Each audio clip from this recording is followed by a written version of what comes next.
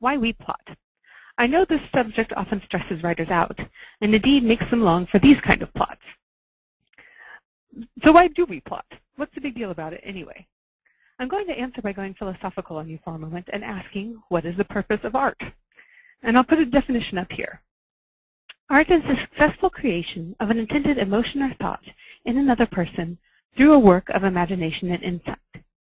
This has been one of the key lessons I've learned as an editor, that a good work of art has an idea or feeling that it wants to convey, and it does that successfully for the vast majority of its audience. And fiction specifically does that by creating a whole new reality in your head, making the things you see there, the world created by the author's words, as believable and real as the world you see around you, so that you have feelings within it and about it, the same way you have feelings about the real world, which is all kind of wondrous when you think about it. But those feelings start with that world becoming solid in your head. And what this leads us to is this. To create emotion in art, you must find the right imaginary objects or events for your purpose, and make them real and meaningful enough that they evoke the feeling you want to create in the reader, an idea narrative theorists call the objective correlative. Your characters are the imaginary objects we're playing with here.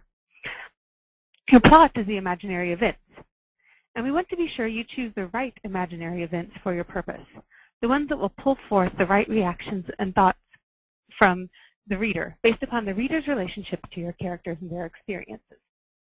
Plot is simply the selection and structure of events in a narrative work, and we create plots in order to have a structure in which those events and the reader's reactions can unfold to maximum emotional effect. So the whole goal of plotting is to maximize those right reactions and those emotional effects. Which leads us on to the next question. How do we know what are the right reactions and effects? Well, what do you as an author intend the reader to feel and think about? This brings us to a subject I call point. Now, the point of the novel is not its theme, although it can be, and it's not its moral, though it can be that too, if the point of your novel is to teach something. What I call the point is the ideas or experiences the novel is built to convey. It might be to terrify your reader. It might be to make them roll on the floor laughing. It might be to teach a lesson, like telling your little sister that the soap flakes are actually coconut is bad. Or it might be to explore an idea, why people have to suffer, what happens after we die, whether the joy caused by love is worth its pain. And it might be, indeed it probably ought to be, more than one of these. Every decision you make as an author should ultimately be in service of the novel's point, going towards the end you want to achieve for yourself and the reader. Now, I think there are actually three kinds of points in fiction. If you've read my book or you've heard me speak before, then you've probably heard me talk about 2 points. So this is a reflection of a revision in my own thinking. But I do think it's a useful revision in clarifying some concepts here. So here we go. The first kind of point is what I call the emotional point. That's the emotional heart of the story, what your character is discovering emotionally, and how the character is changing as a result. As an example, I'm going to cite Pride and Prejudice here. Elizabeth Bennet is insulted by Fitzwilliam Darcy, and as a result, she takes a dislike to him and enjoys her own wit and prejudices at his expense. But when she discovers her mistake, that he's actually a good guy, if a little stuffy and shy, she says, "How despicably have I acted, I who have prided myself on my discernment, I who have often gratified my vanity in useless or blamable distrust. How humiliating is this discovery, yet how just a humiliation. Till this moment, I never knew myself."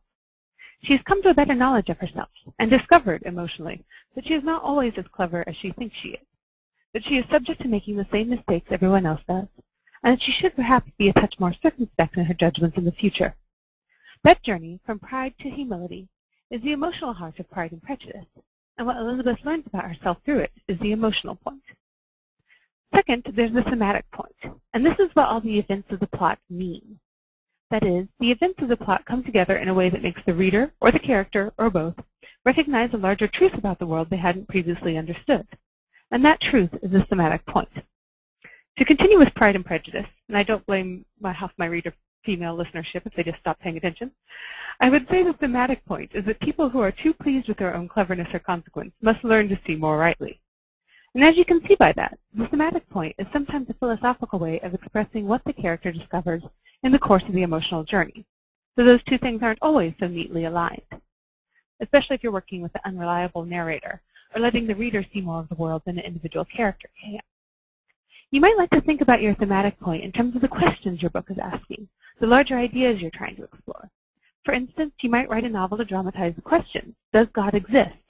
Or is the joy caused by love worth its pain? Or you might write it to dramatize your own answer to those questions, that the joy caused by love is not worth its pain, and you're going to write a novel to tell people so. Whatever that larger idea is that your book is about, that is a thematic point. So there we are. I'm sorry. And finally, there's the experiential point. This is a new thing since Second Sight. What you want your reader to feel as a result of the book. What kind of emotional experience you want him or her to have in the course of reading the book.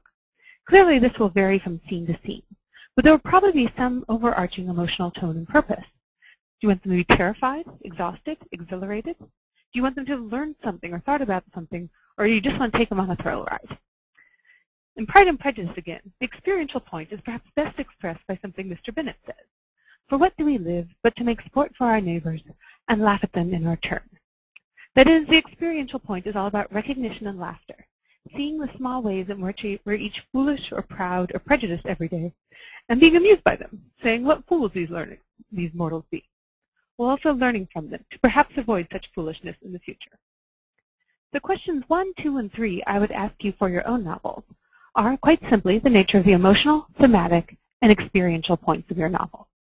Again, the emotional journey your character goes through, what the events of your book come together to show, and what your reader should experience in the process of reading it.